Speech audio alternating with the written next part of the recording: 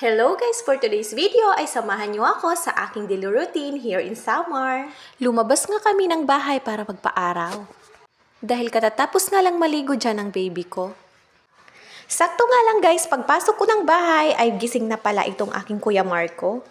Kaya syempre pinakain ko na din. Recess time na nga kaya umuwi na itong aking estudyante. Kaya syempre nagutom at pinakain ko na rin bago umalis ng bahay. Sinabi ko nga na dalian ng pagkain, baka malate siya. At pagkatapos niyang kumain, hinugasan ko na agad yung mga pinagkainan namin. Hindi naman mahirap maghugas dito ng mga pinggan dahil maraming tubig guys. At pagkatapos kong manghugas ay dumiretso na ako dito sa taas ng bahay para kumuha ng kamalunggay. Hinahabit ko na talaga guys ang pag-inom ng malunggay lalo na kapag puyat ako. Dahil madalas nga dito mag-brown out. Kahit naman hindi masama ang panahon, ewan ko, madalas talagang brown dito sa amin guys. At yan lang muna for today's mini vlog. Salamat sa panonood. Bye!